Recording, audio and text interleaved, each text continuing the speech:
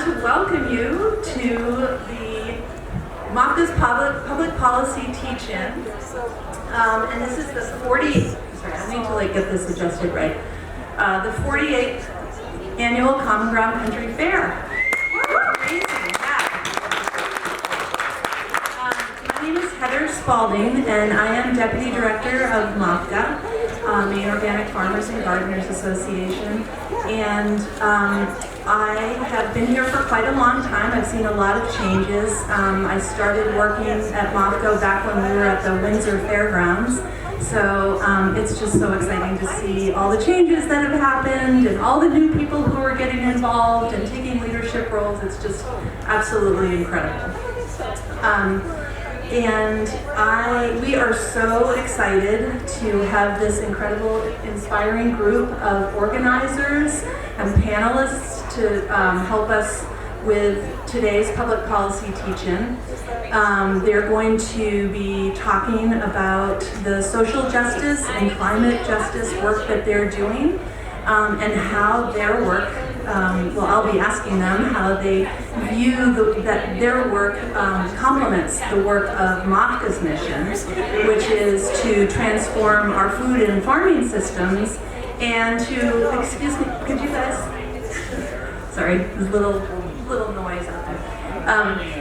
So to how we're transforming our food and farming systems and empowering people to feed their communities and advocate for an organic future.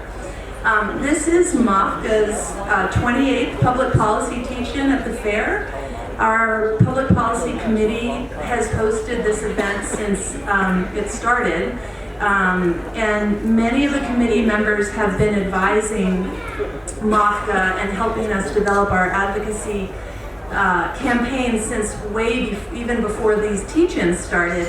Nancy Ross, Sharon Tischer, B.D. Parker, Jim Garrison, Jean English, C.R. Lawn, Don Honig, Paul Schlein, the list goes on and on. Spencer Atel and John Kruger, so many people who've been engaged in helping us do this work for decades. And it's just really incredible to have that depth and perspective and the historical knowledge. But we are equally grateful to have a new generation of volunteers and visionaries engaging in all of our work at MOFGA, and whether they're volunteer farmers or gardeners or board members or volunteers here at the fair or staff members, we just have a lot of younger people getting involved and taking leadership roles, and it's really, really exciting. And I also want to thank Bill Pluker, who I work with. I do a lot of policy work at MOFGA, and I work with Bill Pluker. He started with us in January, and he is the one who organized. He recruited all of the panelists that you're going to hear from today. And Bill is doing amazing work to help organize communities to address the problems of PFAS contamination of farmland. And he also serves in the legislature as the House Chair of the Agriculture Committee. So we have some really good representation. So thank you, Bill, for all you do. And I just want to say that, MOFGA is so much bigger than the sum of its parts. And you really can see that if you've been wandering around the fairgrounds today at Common Ground. It's just incredible. And I want to thank all the volunteers who just express a really deep and heartfelt thank you to all those volunteers who make this event happen. It's just amazing. There are thousands of volunteers who pull this off, and 150 volunteers who are part of the planning team. And they have a vision, and they work year-round to do all the different aspects. So we have volunteers here today working on this spotlight stage. They plan it all year long. And so thank you, everybody, to all the volunteers who make this happen. So I wanted to touch on why we picked this topic today for our public policy teach-in. We've had so many topics through the years, everything from local pesticide ordinances to food safety regulations, antibiotics in livestock, pollinator decline, renewable energy systems, and of course how Maine is responding to the PFAS crisis of farmland. There's such a long and impressive library of our public policy teach-ins. We have done a couple of teach-ins on changing climate and how it's affecting farmers and gardeners. But with so many really significant crises that we're facing simultaneously and that can feel like existential threats, we really wanted to give an opportunity for young people who are deeply engaged in creating viable solutions and creating hope to come here, and we really wanted to shine a light on their work. We know that the future is in your hands, and you are amazing people, and we're so grateful for what you're doing. And so I'm going to just do a very brief introduction of our panelists, and then they're going to tell their stories, and then I'm going to ask a few questions, and then there will be time for questions from the audience. So, to my immediate left is Venuti, who is taking climate action by serving as the youth representative for the Maine Climate Council's Coastal and Marine Working Group. As a member of the Maine Youth for Climate Justice and a student at the University of Maine studying environmental science and ecology, Edge is speaking up to help shape the Maine Climate Action Plan update this year. And then next to Edge is Jane Dawson, and she is the co-founder of Maine Youth Power, which is an inclusive movement of young Mainers working in solidarity for human dignity, access, and a livable future by building power across rural and suburban Maine. So thank you for being here, Jane. And then to Jane's left is Kaethe Rice, and she is a high school student and climate justice activist from Central Maine. And she serves as a youth member of the board of directors of an amazing environmental organization and health advocacy group, Defend Our Health. And they are working to prevent harm to Maine families from toxic chemicals in everyday life. And Kaethe also co-leads Maine Youth for Climate Justice's high school support cohort.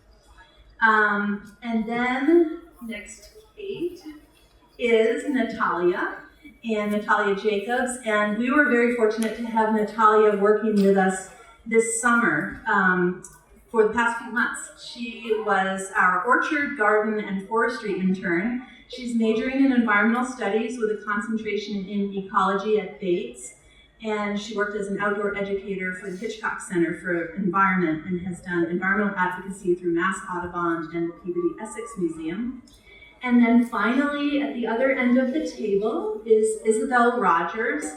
And Isabelle is a rural youth organizer in Franklin County, working with Just Me for Just Us, which also is a youth-led and rural-led nonprofit collaborating with rural youth across all political backgrounds to advocate for communities where they live and work. So welcome, you guys. I'm so happy.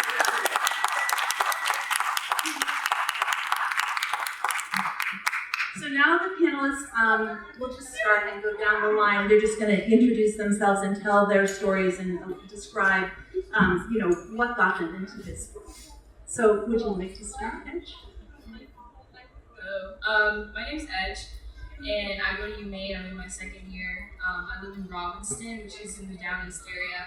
I can see New Brunswick, Canada across from my house. So that's pretty cool. And so I have a tie-dye area, and I'm not familiar with Down East, but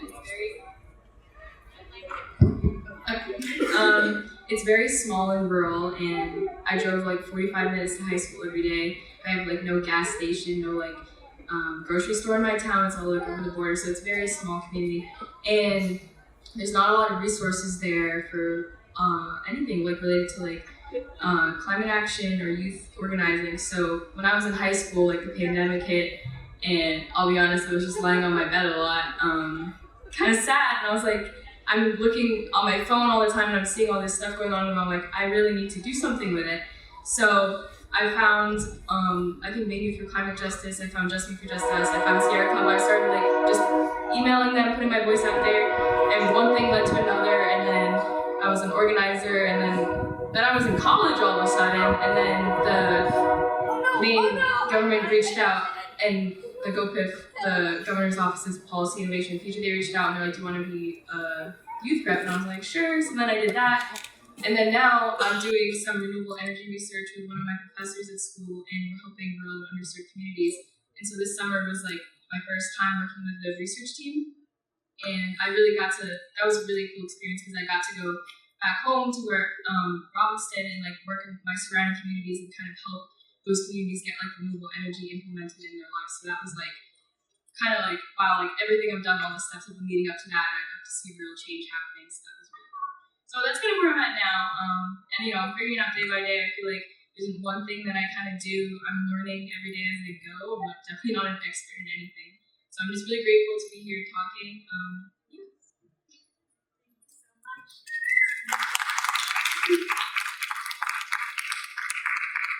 Thanks, Ed. My name is Jane Dawson. I use she, her pronouns. I'm 21, and I grew up in Pownell, Maine, which is a little bit inland from the Freeport, Durham area, if anyone knows where that is. And I started organizing around climate when I was in high school. My town was really small. I think you'll find that many of us have similar origin stories. We are all from Maine. My town was really small, and I felt really isolated in the work that I was trying to do. And I saw a really large divide between the way that my community treated each other and the way they treated outsiders, right? I knew that the people in my community would do really amazing and kind things for their neighbors, but they didn't see people outside of my town as their neighbors, and so they were unable to sort of make that deep connection. And I wanted to change that, which led me to doing some election work in 2020 and to meeting 6 other really incredible people, which helped me found Maine Youth Power, which is now developed into a pretty all-encompassing nonprofit organizing young people, doing some political education, turning folks out to vote, showing folks how to show up in the legislature and testify for the bills that matter to them, and to share with their legislators how these policies impact young people and how these policies impact their communities. And yeah, we've been able to develop a fellowship program, and I now serve as the director of policy. And that's to Kaethe.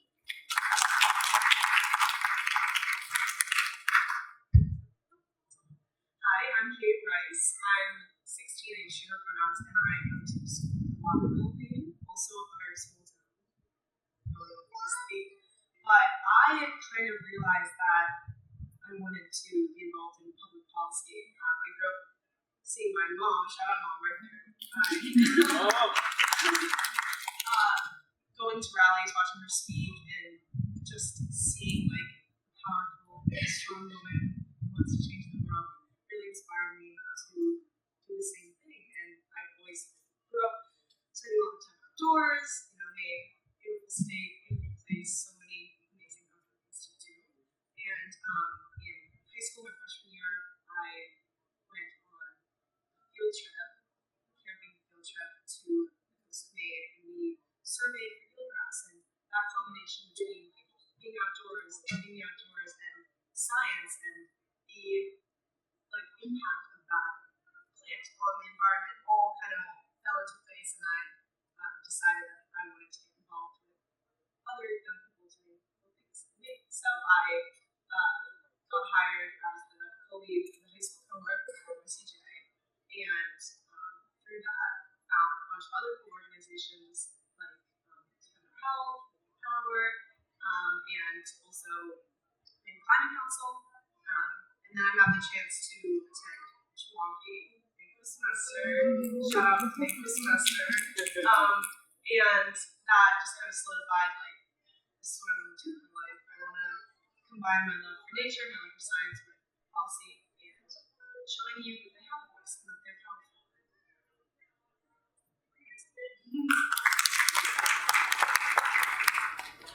Hi, I'm Natalia. I use she, her pronouns. I am 20 years old.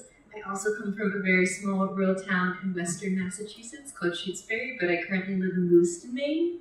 I also came to this work in high school, kind of during the pandemic.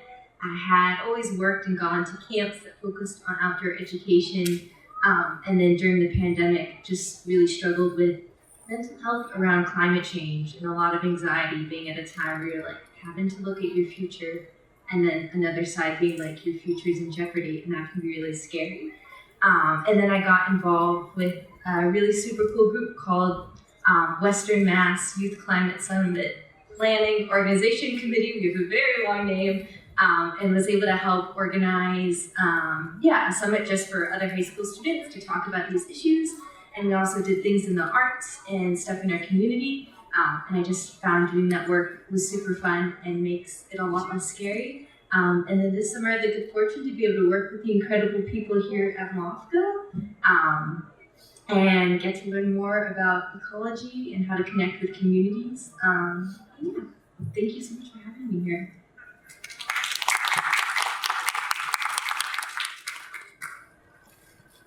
Hello, my name is Isabelle Rogers. I use any pronouns, and I also come from a really small town. I think that's a lot of us do.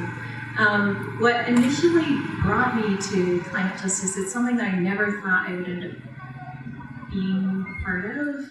I grew up as an artist, and I've always been a visual artist and musician, and I never felt like I could make a difference through art or through creative exploration. I thought I had to be a scientist in order to make change, or I had to be a policymaker in order to do that. And growing up, I didn't really fit very well in education systems that taught that. And I unfortunately wasn't able, a lot of the things in our school systems didn't really provide those kind of opportunities for me. So I ended up kind of realizing that that wasn't true, that I could use art as a tool for making positive change. And that's kind of where I'm trying to continue my work now. I am involved with a bunch of wonderful organizations, which I'm so inspired by. And yeah, getting to listen to everyone's stories, and that everyone's story is different. So that's what continues to motivate me to keep going forward with it.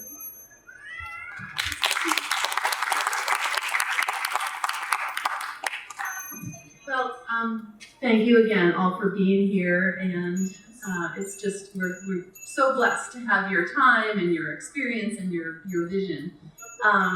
So what we're going to do, I have a few questions that I'm going to pose to the group. We're not going to go right down the line for each one. We're just going to free form a little bit and hear, what they can build off of each other, but we'll do that for a little while, and then we'll take questions from the audience. But just hearing, I'm going to change the order of the questions that I had planned to ask, because I'm just so interested to hear more about, what's grabbing your peers' attention.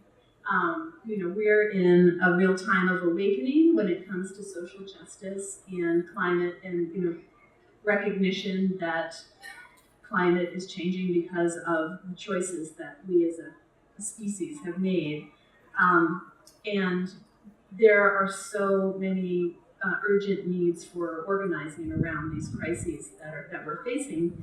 I'd like to hear what is really grabbing the attention of your generation, and what you see as the most important strategies to embrace and the most effective ways to engage public citizens to build the movement. Thanks for that question, Heather. I'm happy to start on a portion of it and then pass it on. I think that a key part of this sort of situation in the climate is to recognize that in order to build climate justice, we need to address all facets of what that livable future looks like. So how do we take care of community while we're taking care of the climate? And while putting energy into that community, how do we show them how to be good citizens to the climate? I think that as a generation, we see a lot of, or at least we're really interested at Maine Youth Power in how existing structures interact with those pieces of power, be it this military and intervention abroad. How does that interact with sort of those dollars that could be spent elsewhere in our communities and on the climate? And how the government and how young people are being treated in terms of our bodily autonomy, and how that sort of housing and inability and inaccessibility to housing and healthcare can be a real threat to our livable future. I'm going to let other folks talk a bit more, and then I'm happy to jump back into those strategies. could add on, I love what you said about like looking at how livelihood is so important to this conversation and often gets left out.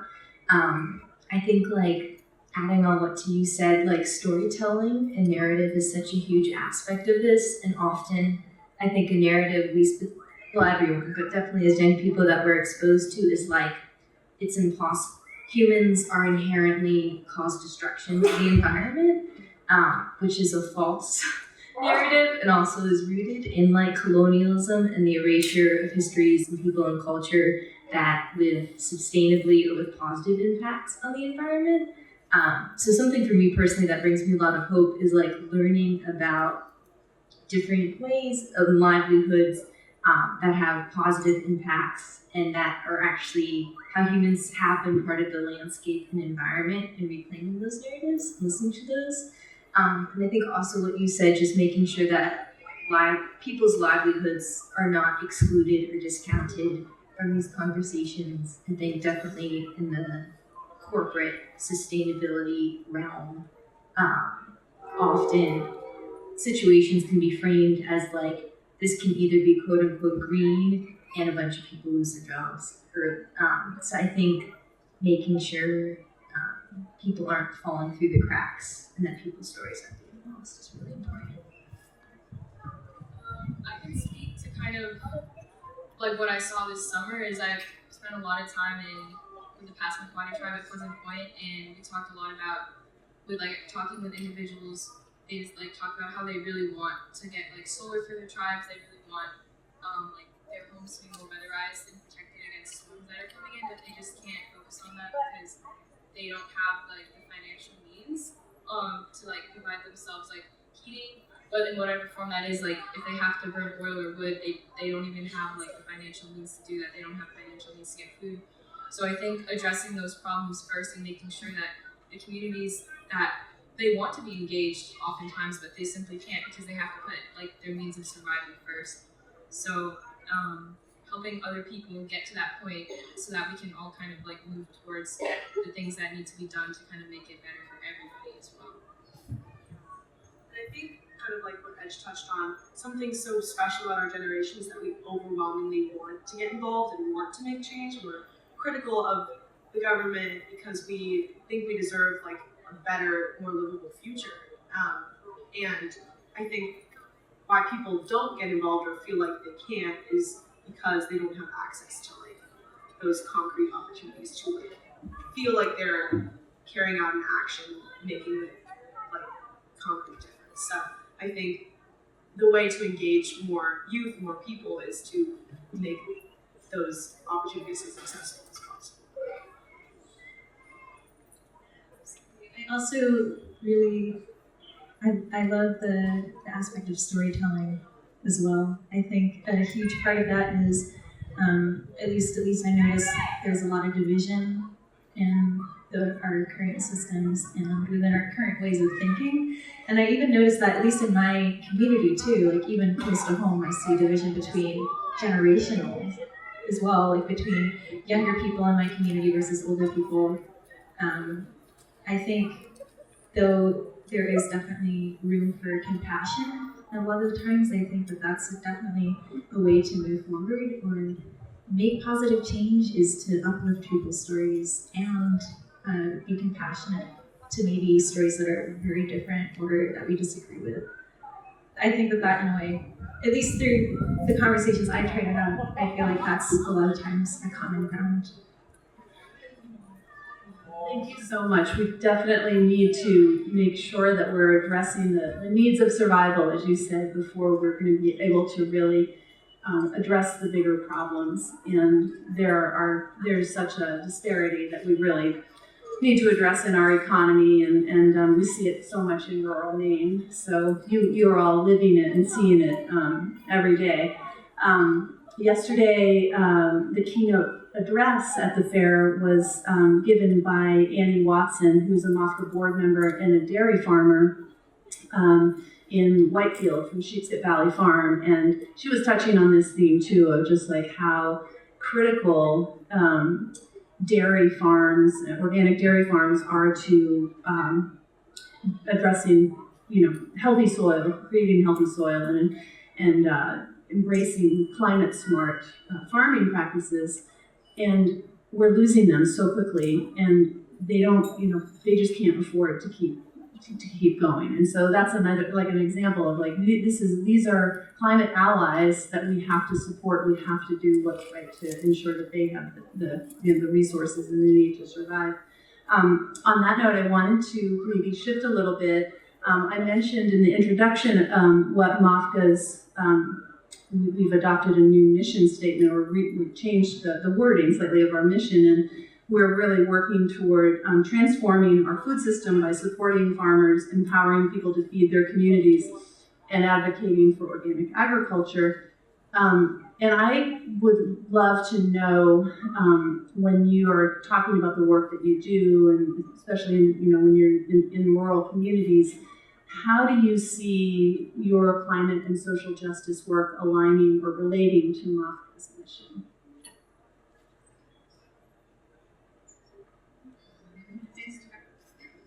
I can start.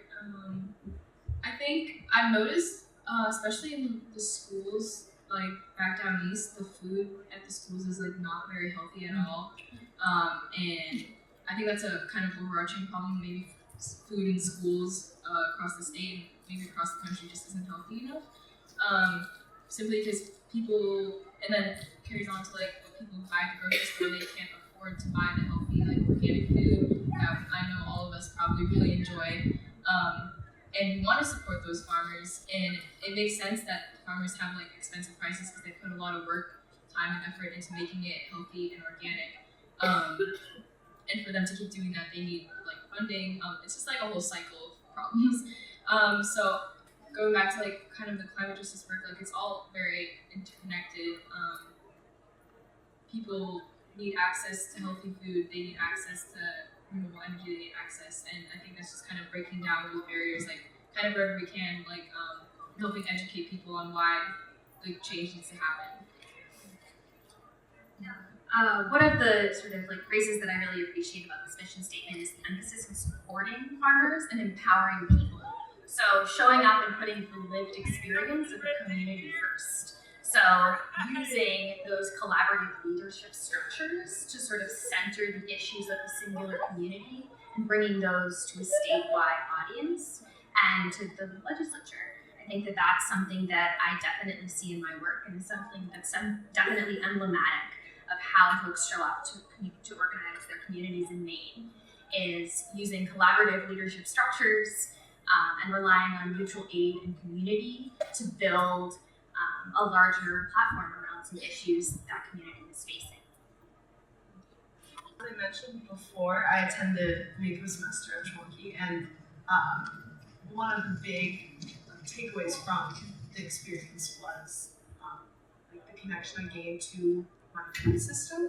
We as students were responsible for planting and harvesting food, and we were eating food that past semesters had grown, and we worked every week like with the land and learned a lot about organic farming, and it just kind of, I felt so empowered to like be so connected to my food, and like Edge said, that's not a privilege that a lot of people have. Most people don't have that opportunity to like really understand the work that goes into food. Everyone needs food. It's literally like essential. So, but yeah, just that sense of empowerment, and then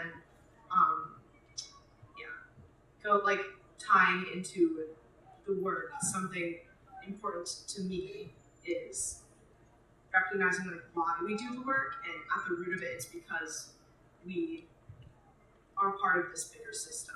We are living on this earth, living off the earth, and it should be like a harmonious relationship.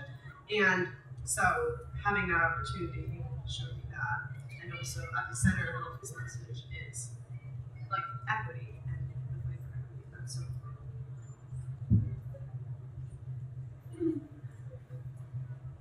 If there's anything else you want to share on that, do you want to cut you? What were you going to say? I definitely relate to your statement, and I think it's so important to uplift that messaging. It really kind of resonates with the work that I've currently been focused on this summer. I've done a project where I'm interviewing folks who are directly involved within Maine's food system and asking them to tell their story on why their part within that food system is important. And I went around and I filmed their perspectives and I put it together as a film to share. And this was kind of a project that I wanted to kind of experiment with, is just when we piece all these little things together, because the food system is huge, it's really hard to see it being so interconnected because it's just so massive. But when we tie together these ropes, and I think they can show us just how valuable each piece in the food system really is. So this is kind of a project I'm hoping to kind of expand on, but I felt just so empowered with getting to hear how excited people were to actually talk about food systems. Because a lot of times the folks that I've spoke with mentioned that they don't often get the chance to do so within their direct communities. So I think it's really important to uplift the things that are in your mission statement currently, and I think we should carry those things with all of our lives. So thank you. I can add in something. All the projects y'all are doing sound so cool. I think, working at MOFGA this summer really kind of taught me, I think what this actually looks like in practice.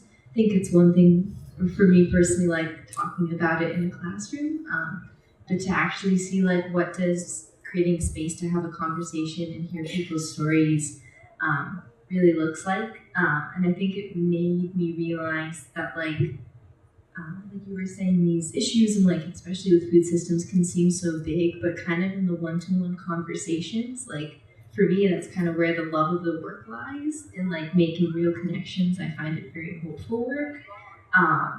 And I think also it's a great way to build power and community. And I think even just for example, having something like a pandemic hit us, or needing a way to organize for better school lunches, having an organization like MOFGA, or having organized structure for communities to be able to react to in this times made me realize how valuable that is. Well, thank you so much. I think that one of the things too that I've noticed at MOFGA when I first started working here, and I mean you can't help it notice there's so many ways for people to engage and to learn a little nugget of information to kind of get involved and then dig deeper and deeper and deeper. And so that's what we're all about, trying to to share, offer peer-to-peer learning and opportunities for people to take something home and just try it out in their day-to-day lives and then come back for more. So I'm kind of hearing that maybe most of you were seeing that reflects in the work that you're doing as well. And so it feels like a real collaborative potential there. So another thing that has changed dramatically in the time that I've worked at MOFGA. I raised my kids up here, and their experiences, they're your peers, but their experiences of how they get their information and how they act on that information are much different than what I had when I was coming along. The communication technologies and channels are just so different, and I would love to hear your thoughts about the role of the media in the work that you're doing, and how does your generation relate to it? What are the pros and cons of the tools that we now have for organizing? I should preface this, I'm really bad with social media, so take everything I say with a grain of salt. But I think definitely, obviously a pro, logistically it's so much easier to organize when you're just have a group message where you can just be I need to make something, I need to make a flyer, I can send this link to a petition, and you can send it out and reach thousands of people in a much smaller amount of time than it previously would have taken, which I think is really special. And also the access to information we have. I think the flip side, which maybe we all suffer this, is that it's really easy to get overwhelmed with information, and it's really easy to burn out. And I think sometimes something we lack in these conversations is discussion of like how to manage burnout, or like since we're such a young, some of us are so young organizers, like what it takes to be in this for 20 years, more or less. And so I think it's about knowing how to sort of manage your information and intake, and also still staying grounded in the, like, for me personally, like the in-person work, because that feels a lot more tangible, and also being able to see like the interactions and connections you're making can definitely make the work feel a lot less overwhelming. I really resonate with that. Yeah, so I work in comms, so I'm kind of directly involved in social media a lot of the times, and it's definitely a very powerful tool. And at the same time, it is definitely a recipe for burnout. And I see so many youth are very dependent on social media as their social interaction, ironically. That being said, though, I think media has the potential to be the most powerful tool. As a filmmaker, I think that it's just such a wonderful way to be able to spread the messages that we want to see. And it is like an opportunity where we can show people what we want the world to be. So I think in a way we do have control over what we want to be out in our media. So, because I know it can be definitely a negative thing when we're only absorbing negative media, or if we're only consuming that social media interaction. We need a balance with that in-person communication as well. So I think having a balance between the two is so wonderful. I really appreciate the emphasis on being a tool, right? Like all tools, it's something that you can learn to use to your advantage, especially as an organizer, especially in rural areas. I didn't grow up with internet, and I didn't have a car. And when my house got broadband, it really expanded my ability to interact with public policy, especially in Maine. So in Maine now you can give online testimony in like a legislative hearing, which dramatically changed who legislators are hearing from, right? Like not all of us can take time off work to drive to Augusta to give testimony on a bill. And now people can do that on their lunch break. And so these ways that technology is enabling and breaking down sort of access barriers, I think is really incredible. But as mentioned, right, like this tool is still something that's online, and it's really important to be able to take what you're learning from folks online into an offline space. And that still takes incredible amounts of care and energy. You can't just send out an email into the world and it has the same impact as you talking to 100 people one-on-one. They're two very different things, but when used in tandem can yield some pretty powerful results. A lot of us have grown up doing some of this work during a pandemic, and so to us this technology can really fight isolation and can give people a lot of hope, and they can learn from others about the work that they've done. Maine Youth Power over the past couple of years has run a gender-neutral bathroom campaign. So we had some organizers work within their community to put gender-neutral bathrooms in their school, and then we're able to share what worked and what didn't work from that campaign with schools across the state. So with young people who they weren't ever going to be able to meet necessarily in person, they couldn't drive to those schools, but with the power of sort of social media and all of the internet tools to their disposal, they were able to access that. And we know, like, young people, historically, we've always gone where young people are at, right? When you're trying to organize young people, when you're trying to organize any population, you go where they are. And we know that young people are spending a lot of time online. So meeting them where they are and bringing the issues to them is really important. And there's truly like so much information out there, and it's insanely overwhelming.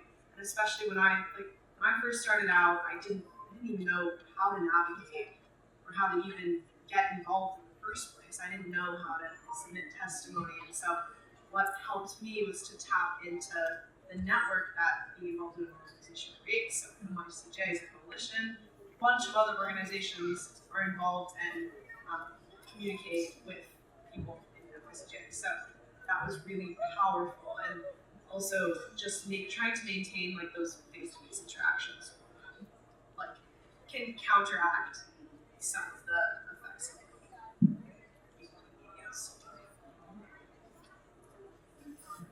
I everyone's kind of summed it up pretty well.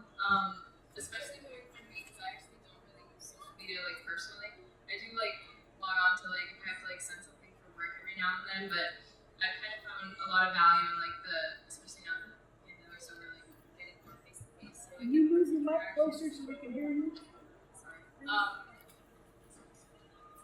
then kind of spending more time like in person.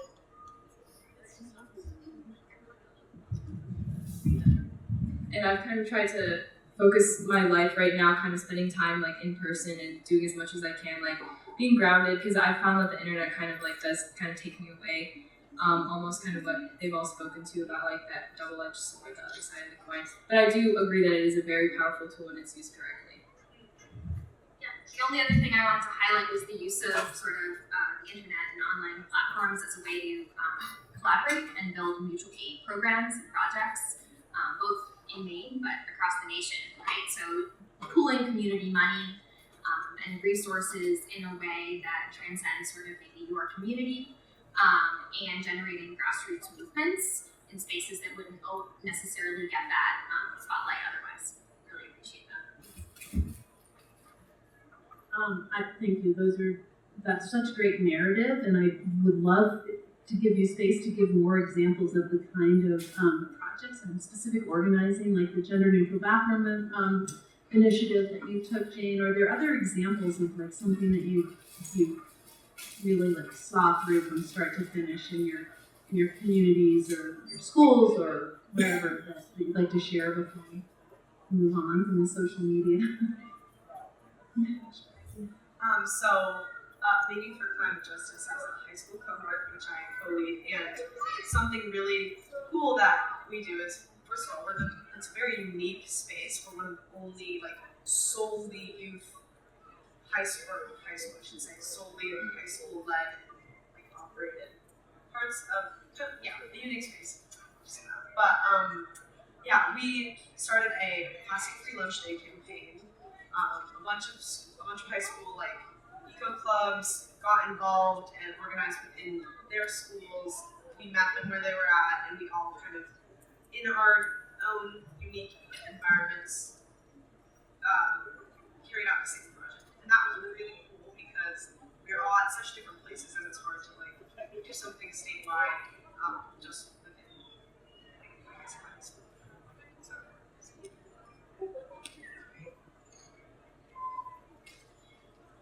Well, thank you so much for that.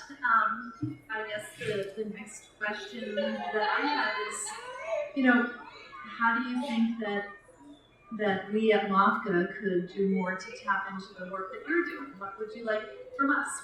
How can we support you? I can go.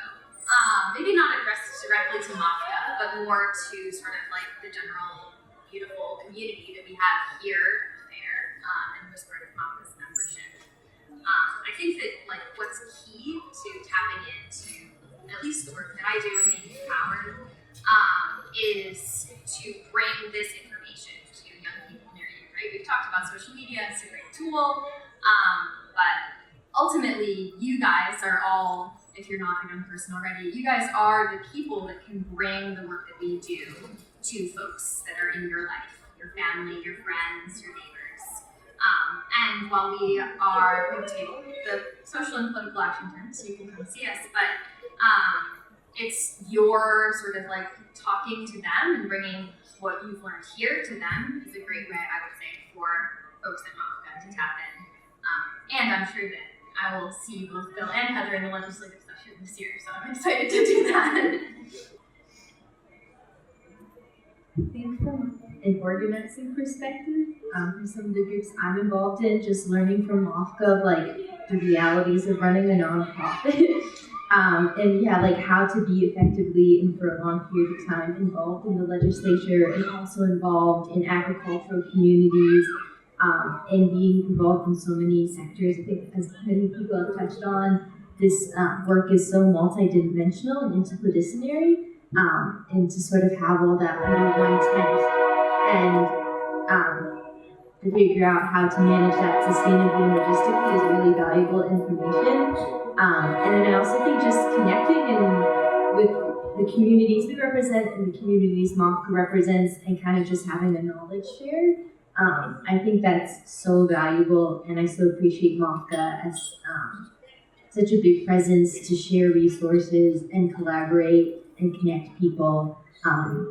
And someone once said something in one of my classes, talked about the different ways of organizing power, and there's vertical and then there's horizontal. So vertical is like a hierarchy, and then horizontal is having a lot of small groups that all connect to each other in some way and create like a web. And so I think, connecting all of our various organizations or communities, or even just yourself individually as a person, kind of having the 6 levels of separation in some way, I think is a really great way to slowly build a much larger cohort.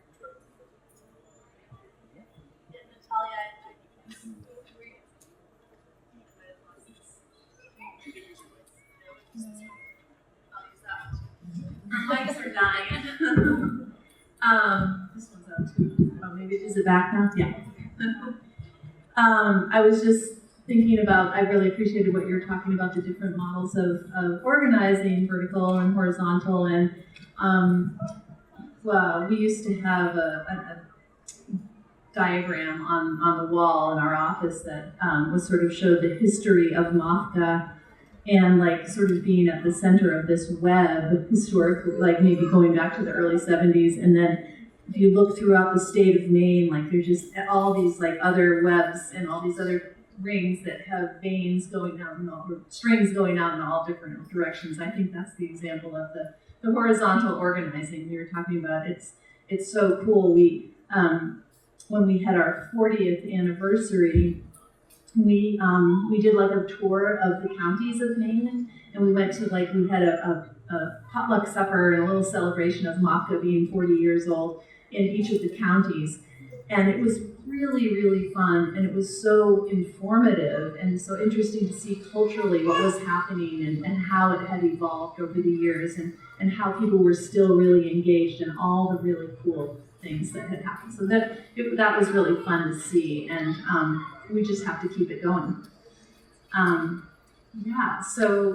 I know, some of you are tabling at the fair this weekend, and I'm wondering if you're hearing, like if there's a theme that you're hearing as you're talking to fairgoers. Are there any stories or anecdotes that you'd like to share about, conversations you're having with people who are coming here and trying to learn about how they can get engaged and support you? Well, I can talk, and maybe I'll pass it to Kaethe, who's helping us register voters this morning. Very exciting. So this is like probably more broad than the tabling that we do at MOFGA, but Maine Power shows up in a lot of different spaces, in schools, at prides, across the state. And we often hear from students who are young people who are unaware of all of the different ways that they can get involved, right? Like all of the folks here, at one time or another, we came across some space that was able to support us in our work. And in showing up again and again and again, I'm hoping to sort of move that and bring that forward, pay it back to the people who brought it to me, and to give them an opportunity to sort of use the resources that we're providing to do what they want to do in their own communities. So providing them with sort of like a structure and concept and maybe some strategies, but ultimately allowing them to have some amount of autonomy over the work that they do in their community around the issues that they're advocating for, or the reasons that they're excited to go and vote. Yeah, I don't know if other folks want to jump in. Yeah, and when people they come up to the table, their energy is immediately so infectious, and they're so excited, and it really gives me hope that people are passionate about getting involved, and it really. It's one thing to go and attend a Zoom call, and that's great, but being in person and seeing the people who are making the change you want to see in the state is really powerful. So being on both sides of that table is really cool to learn about new initiatives and talk about what you're doing, and it's just a big community, and it always feels so great to be. Not tabling, unfortunately, but visit yours. Just wanted to add, I think And like touch upon what you all said, like I think sometimes a lot of the talk around this type of work is like it's really hard and it's framed sometimes as a burden or can feel like a burden or associated with like feelings of guilt and stuff like that. So I just want to say like it can be hard, but can it also be like super fun and just like a great way to meet people your age, people not your age, and like do really cool stuff.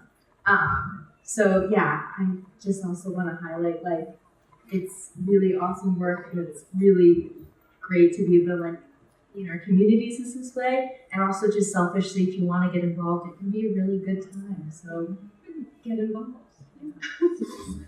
That would be wrapped around the globe. So I think that's just a really important mindset to remember that there is hope if you just look about what's right in front of you.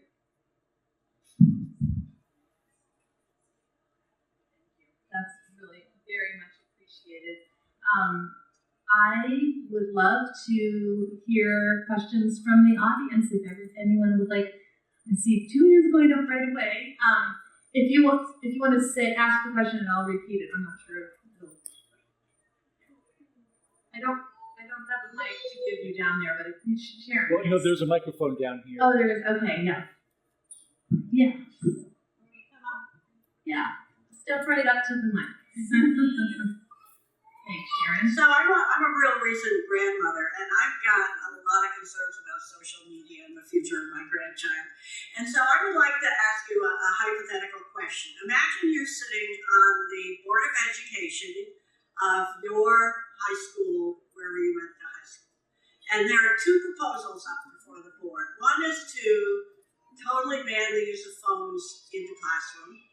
The other is to totally ban the use of phones for the whole school day.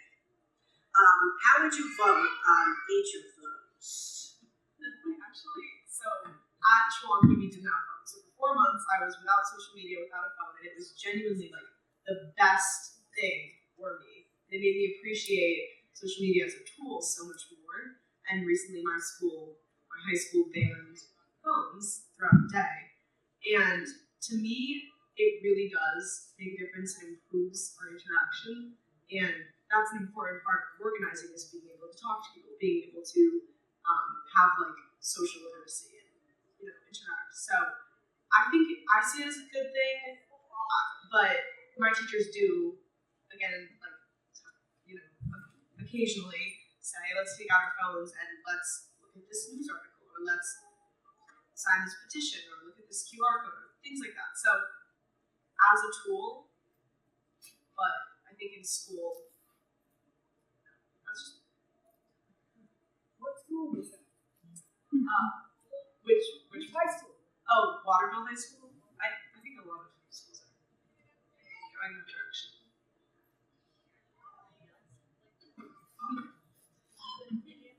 I think I'm pretty biased, but I would also say no phones.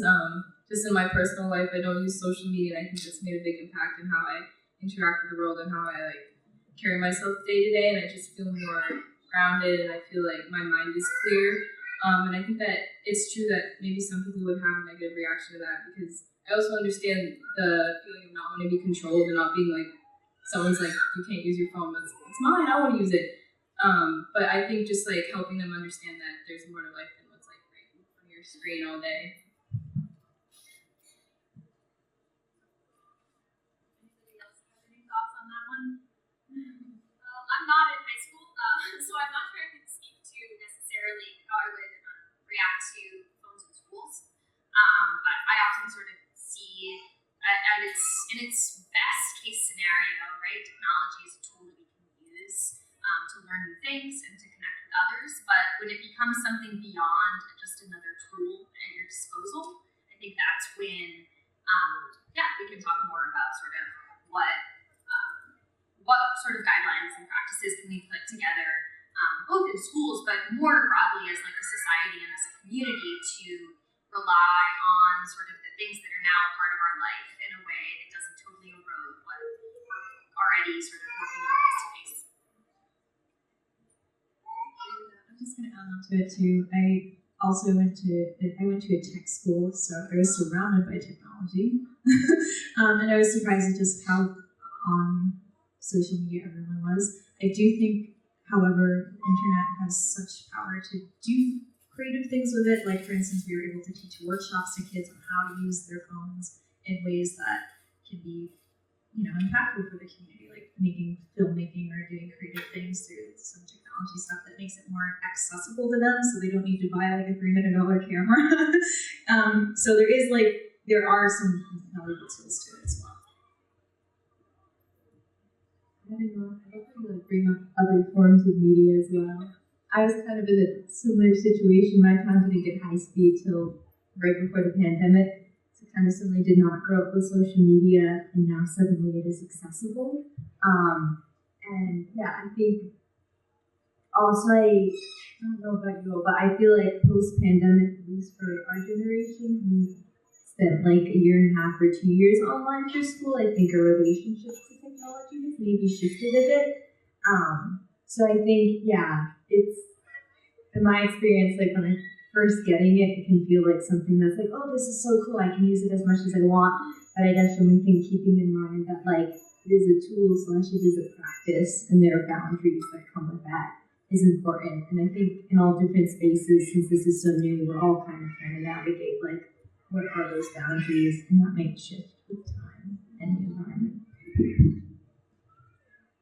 Thank you all for that. Would you like to come up and pose a question?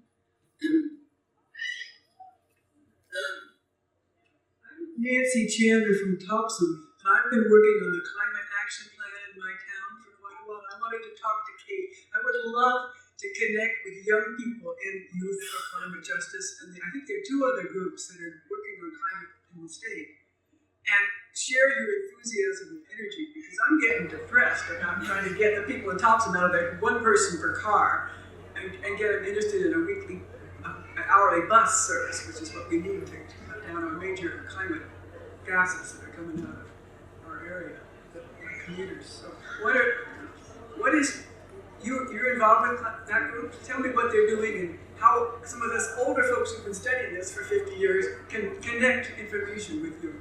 Yeah, so I think a great way, like people have mentioned, meeting kids where they're at. So does Topsom have it as like a high school? Mount Ararat. It's a very green new building. Yes, so I do know people involved with MICJ who are from Mount Ararat, but I think like if you had someone go to the high school and present, if they have an eco club, that'd be a great like connection to make. What kind of club? Like a green team, eco club. But also like in my town, our climate action plan or our community resilience committee, it seems definitely a little scary as like a high schooler to apply to be on a committee at the city level, or to be involved with something that's like. They actually came and presented to us and participated in our climate action survey because they had really, really great teachers. They were impacting what the forest had done to absorb carbon. They had measured their school's carbon and figured out how many more solar panels that have to be completely green. So we did involve with them. Yeah, I think an important thing is like not giving incentives, but like making it accessible, whether that be like reimbursing for travel, like if kids are driving or if their parents are driving, reimbursing for gas or giving them a stipend, or some sort of like making sure it's at a time that's not going to be like hard for kids who are involved in sports or have a lot of homework to get to. So what is the website for your the Maine Youth for Climate Justice? I think it's just mycj.org. What's another organization that does that kind of work with youth? Do you know another one? I think there are 1 or 2 more. Yeah, just JNJU. Just Me for Just Us. Yes, yes. And are they, what area are they in physically? Rural Maine. Large, so they're mostly in. Okay. Yeah. Just Me for Justice, that's helpful. Okay. Yes. I'd love to connect with some of the names of the top 2 students from you. Maybe afterwards. Yes. Thank you. Of course.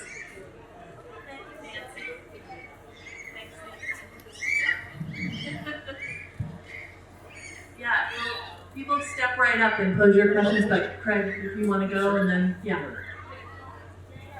Okay, hi, my name is Craig. Thank you for being here. On the question of access, I think somebody said about access is an issue. And I've been in a lot of municipal meetings. Municipal meetings are dreadful for a person like me. You have to sit through a lot of boring stuff. But we know how town government works. If the people who can sit through a lot of stuff, you can raise to positions of power, quite frankly. And that's where the rubber hits the road. And I would love to see our town and city councils taken over by young people. Absolutely. Yeah, taken over by young people. And I'm also, I got a little applause here, going to point out that it's kind of cool that there are no men on this stage. Because I think that our town and city council should be taken over by non-males. I truly believe that. So I'm with you. But how can older and male people like me help you with access? If you don't have the patience or the wherewithal or the disposition to join a city council or join a school board, I think you said it was scary, what's in the way? What can we do to make a path to governance easier for you? I can start. I think it's a great way to start, right? Talking about your municipal sort of processes. One of the reasons why I think it's quite hard for young people to get involved in these spaces is because they might be the only young person in the room. And ultimately having other people in that space that they know they're going to be taken seriously, not just because of their age, right? You're not being asked to just provide context on what does it mean to be a 15-year-old, but rather, what does it mean to be a person in this community, just like any other person that goes to a municipal meeting. And often when young people are asked to provide sort of like pretty confined amounts of testimony on things that are deemed relevant to them, and they're asked to sort of like tokenize their experience as a young person and sort of like speak for your generation. It's a really difficult position to be in. So ultimately sort of asking young folks to take on those positions in a slate, right? So bringing 3 or 4 young people into positions of power in municipal spaces, I think is one of the other ways that you can really make sure that that they feel confident and that they have the tools that they need to take care of themselves and then show up in those municipal spaces. So yeah, I think it's really exciting and bringing them into this. And I think like the jargon or like technical language can be a huge barrier. We aren't being taught the amount of information that we need to be able to like be in a committee like at school. We're not learning those things. That comes with like higher levels of education and something that older people, they have that experience that young people don't. So, but young people have a vision and they have passion and drive and they should have a voice in decisions that are going to affect their future.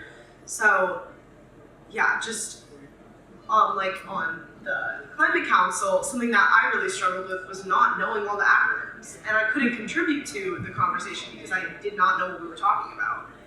So what could have been helpful for me in that situation was like literally having to sit down with someone and going over like, these are the organizations, this is the context, and then I could have shown up fully in that space. Yeah, I think Kate just kind of took my point. When I was on the working group, I was the youngest person in the room and I was genuinely shaking in my boots. They were like, oh, talk about me. I'm like, like tell people, I don't know who I am, I'm just here because I care. But I don't know any details about anything, so I took that as a learning process, but I definitely agree that having other young people in the room when I'm like, oh yeah, so me and my buddy are here. And I think that that's super important is like, I think that kind of goes back to our other points of like having a community is like such a good way to kind of get that change going. Adding on to that, I think someone mentioned like providing tools, and I think like some really concrete ones, like not all young people can drive yet, and so like even just something as simple as being like, hey, do you need a ride, or like, can we organize a carpool of a bunch of other young people? And you mentioned like not tokenizing the experience, which I also think is important. I have a feeling a lot of us have been in spaces where we've been told like, oh, you're young, like your generation has to save us all. And it's like, maybe the youngest person in the room for the first time in a meeting where we don't really know the acronyms, like that's a lot. So making sure that it's not just like having young people show up in spaces and then kind of just leaving it, like really making sure you're part of a community. Like you said, with any community member, it's a collaboration, it's a sharing of knowledge, and just treating people with like respect and dignity and listening. I think it's just a great place to start. It's also important to let young people know that they are needed in these spaces. I think a lot of the times the reason we're not included in these spaces is because there's like no one else in there to begin with. So, and like you were mentioning, it's kind of a burden to carry like the entire future on just one person in the room representing literally the entire generation. So I think also keeping in mind, are these spaces accessible to people of our generation? Like, are the time frames able for a young person to spend hours on their day and be committed to this? What are they getting out of it? Are there barriers for them to participate, not only in conversation, but also getting there and spending their time? So there's a lot of pressure on young people. So making sure they are supported and at least heard in these spaces, I think, are really important. Thank you. That's great, and thank you, Craig, for asking that question. Those are really, really great responses. Yes, would you like to come up and ask one? So I'm looking for advice that I can give. I work with teachers and schools, and I know that people in their late teens are spending a lot of time in school, and so I particularly congratulate you for finding the time to do this work. It's not easy, so I want to know what advice you might give, or ways that that time, or that schools can be either helpful and supportive. I've heard the technology piece, and I've heard the need for the language. Those are things that maybe schools can help with, but maybe schools need to get out of the way in some cases. And I'm getting a second question here too, which is related, which is, in your memory or in your experience, can you tell us any stories that will about how adults were really helpful in your becoming an activist, either helping you, supporting you, or getting out of the way, or all three? To your point, like I love that you brought up schools and time, because I think like another question of access is just like, and I think this is true also if you're adult, like having to balance a job, like the amount of time one is able to dedicate to this work. And with that, like I personally, a lot of ways I've first gotten into activism is through like school clubs, or like with the Youth Climate Summit. Part of that organization was that we just invited different school groups and had different like teachers talk, or kind of use the schools as a resource. And I know particularly in this moment in time, teachers are up against so much, but really, if it's possible, I think being able to incorporate some of this education into the curriculum, or inviting people from the community to come share stories in a school space, acknowledging that's not always the case. But I think really just, school is a community, and so it's a great resources for kids to be able to be like, oh, like, what do my school lunches look like? Like, where do I play outside? Are we by a highway? Are we by a woods?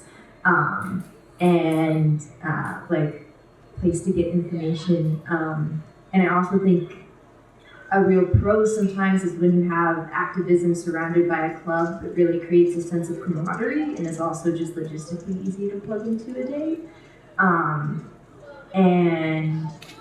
And that can also be limiting, but I think for a lot of kids it can be a great place to start. And especially a school, I think, is a good training ground to become an activist in your community if you start just by being a leader at your school. I have like two things that maybe I can add to that. At Maine Youth Power, and many thanks to our incredible grassroots donors, we've been able to stipend a lot of the work that we're asking young people to do. So allowing them to sort of work with us and work with their communities during time that they might have otherwise been working a minimum wage job after school and around that time. So with the finite amount of time that they have, how can we sort of like take what we know they need to do in their day and turn that into something that they also want to do. This past year, Maine Youth Power also hosted something called the Movement Building School. So this was like a radical history of Maine and a deep amount of political education. And a lot of that was bringing speakers and community leaders into the space and giving them a platform to share the work that they do. And I know that in my own education, hearing from folks doing work in their own lives about sort of what brought them to that work and the specific issues that they're working on and how that interacts with like specific policy line items was a really impactful part of my high school history curriculum, for example. So while we did it offline, or while we did that sort of after school hours and met via Zoom, I think that that's something that can definitely be integrated into all sorts of different educational spaces.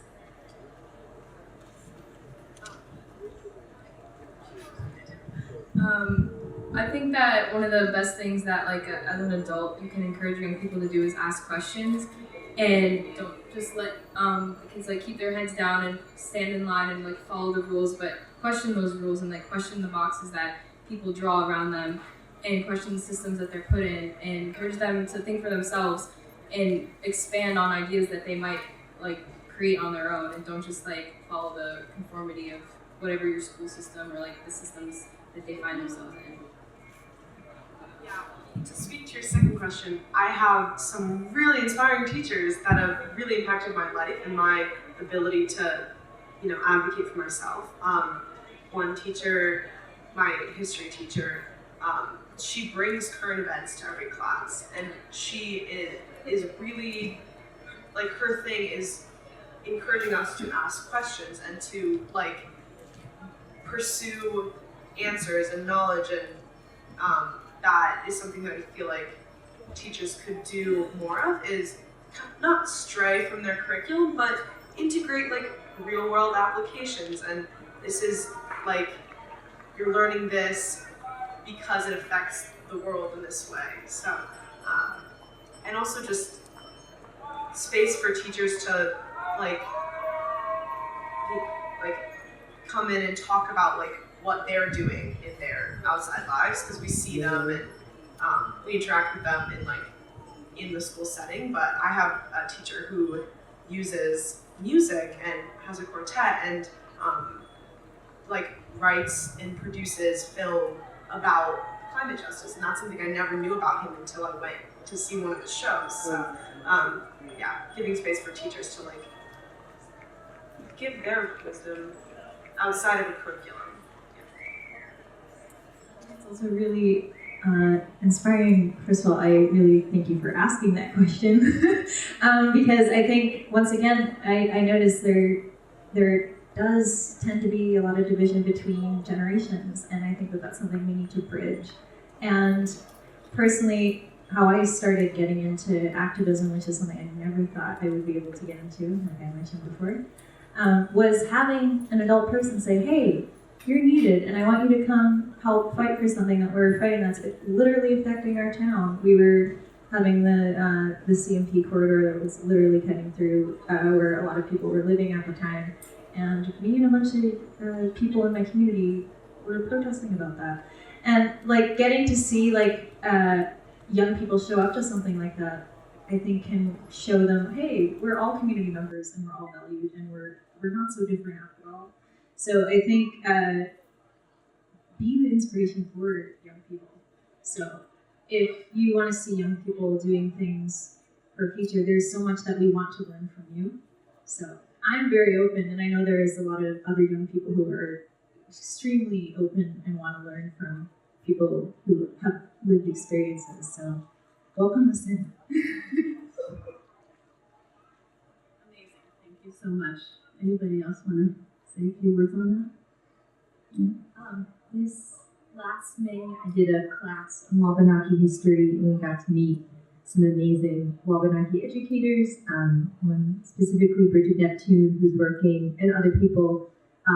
As many of you might know, Maine has a law that in classrooms they have to teach Wabanaki history, but often due to resources and time and just like not an emphasis on having to add it to the curriculum, that's not been the case. So in Portland, there's some really amazing work happening to launch this curriculum. And so I think like this is something as a student I wasn't aware of, but just being aware that there is opportunities in the like sometimes even within legislation, there's already legislation involved to do this work. And I think kind of looking at other communities, whether that be student-led or that be teacher-led, or like you said, like a combination of both is so important to be able to figure out how to support one another and seeing what that work has looked like in the past can be really valuable too.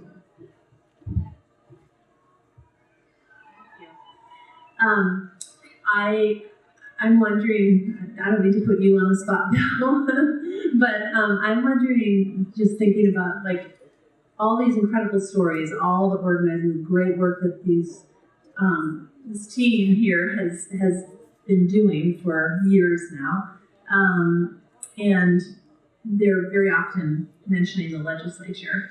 And I'm just wondering if you have anything you'd like to share about how important it is to hear those voices from the next generation, you know, you as a chair of a committee, if there's anything you'd like to say about that. That's just what my next question was about. Okay. Yeah, in terms of like welcoming, I hear you saying, welcome us into the space, give us the tools, give us the language that we need to do that. Like, how do we, so we clearly need you, right? We, like, it holds a different place when young people come to the State House to speak to us when we're used to hearing 3 minutes after 3 minutes from adults who are well versed in the situation, but having somebody coming up with vision, as you said, what should we be doing in terms of like making sure people are welcome, making sure young people are welcome there, making sure people know what kind of hearing is being held, when they need to show up, and getting in contact with folks. Do you have any thoughts on that? I can start. I've spent a considerable amount of time testifying in the legislature, and I've talked to legislators who are really excited to hear from young people and legislators who might be a little bit more wary about what young people are bringing to the table. And I think that, I probably have many stories on this, but there was one particular time where we had a young person speaking who was a single mom. She had 2 kids at 19, and she had just purchased a house. And that was all lived experience that the legislator that she was talking to assumed that she did not have. And so when she started to speak of why the policy was important, they were like, hold on, like, wait, why is this something that matters to you, right? Like, you're probably living with your parents, it's fine, you're in school. And I think that some of those assumptions that folks have about what young people are doing with their lives and what brings them to the legislature to testify is probably one of the things that's most difficult. But also, she was there, right? Like, she was still showing up to share why these policies were important to her. And I really appreciated the legislators in that room that did stand up for her and support that work. And that's sort of like there's a whole spectrum of folks that are there, and they can sort of weigh young people's opinions against others in many ways. But I think that acknowledging that their lived experience of young people isn't less than the lived experience of other folks testifying in that room is important. And because young people might not hear that as often, verbally saying that is always a really incredible experience. I think trusting that young people know what they care about, and not kind of like speaking down to young people is really important, because when we feel respected, we feel empowered, and it's much easier to feel like your ideas will be received when someone's talking to you as if you're like an equal. On to that, I think, like developing a relationship and time. So maybe having an established relationship with like a group or an organization or a school, and just being like, hey, we'll let you know when there's something you can come testify at, or if there's a new bill and you'll have like education on it that you want to share information on. And I think also just time, like you mentioned, everyone has a lot that they have to balance in their lives. So if it is something like, hey, you can come to the legislator, giving enough time and kind of creating a system so we have enough time to organize. Because I think, as we said, when there's more young people, or we're part of a group, it's a lot easier to mobilize. So I think giving the time to be able to organize in that capacity and make sure we're showing up in the way that we want to show up and that feels supported is really important. Maybe we need a law that requires all high schools to make a link up to the legislature available at all times, and it's perfectly justified to miss your class so you can go and testify online. They're on people. Could I add something? Sorry. I think also like communicating just sometimes in like fun or creative ways that doesn't necessarily always use legislative or like scientific language. Just like you were saying with art, make it more accessible. If you can, make it funny. Like I think sometimes all this work is really, it's heavy, so it's sometimes in doom and gloom, but maybe if you're able to tap into other modes of communication that can attract other people or get them in.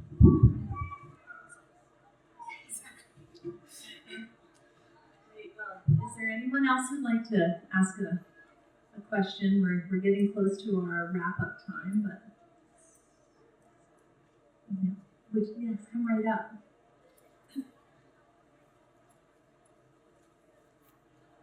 I do have a question, but I'm also wondering if after my question I can make a really quick, unrelated announcement, because it's public policy related, so I just kind of feel like the group might care. Yeah, sure. Okay. But first, I just want to say thank you all so much, and you have been giving me ideas. My name is Alexia Fulvik. I'm with something called Friendly Consumer Legal Defense Fund, and I have at times had young people contact me and say, I'd like to start learning about this. I haven't even started college yet, or I'm in college, not law school. How can I help? And I frankly, we're kind of a young, scrappy group, right? And have a lot to do, like so many groups. And so I'm kind of curious. I'd love to hear a little bit more about, as a young person who takes that step to an organization as a way to like start learning what you might be able to do in a particular space. What kinds of things should I be engaging you in, or sort of having you help me with, so that we're both learning from each other better?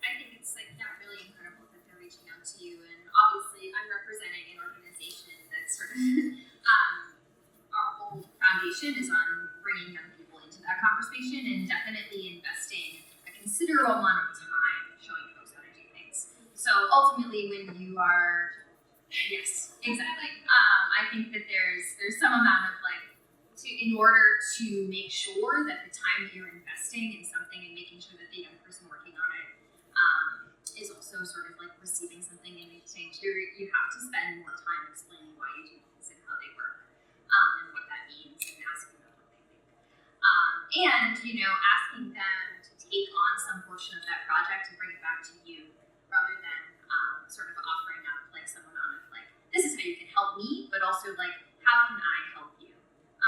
Is always, in my opinion, an incredible use of time and energy. But obviously, capacity can really get in the way of some of those things. Adding on to that, just like with my experience at MOFGA, I found I really appreciated my supervisors if I ever had a question, and sometimes putting away the work side of an internship, setting it aside for the education side, and just always taking the time to answer my questions or explain something to me. And even just small things like inviting me to like staff meeting or to like a conversation about something. I think just little gestures like that can really help young people feel like belonged and heard. And I think, yeah, just echoing what you said, like kind of meeting them, saying like, oh, what are you interested in? And then also just creating spaces to really share all the vast knowledge you have in education and have it be, I think, more hands-on.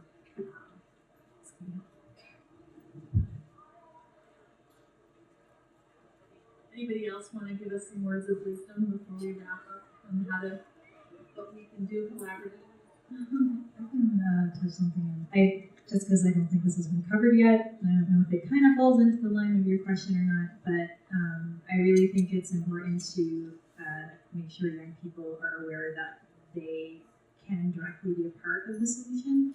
Because I know our problem seems so huge, and a lot of that weight is on the next generation's future.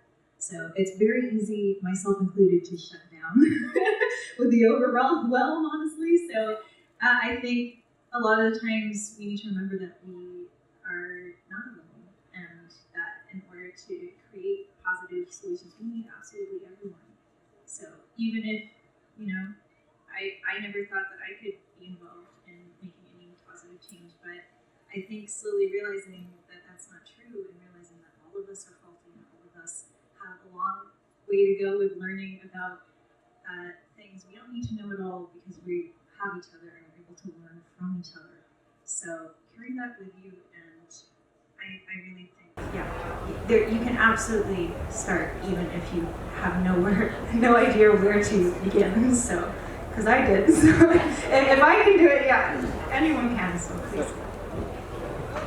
Yeah, a great way to engage is just to go to the social and political action area, the Common Ground Century Fair, or the environmental concerns tent, or the Young Maine speakers tent. There's just so many opportunities to engage, and I wish we could do this more often throughout the year, but we're just so grateful to you for all you do and all you've brought here. And before taking another question or an announcement, I just want to give a heartfelt appreciation to this amazing group who come here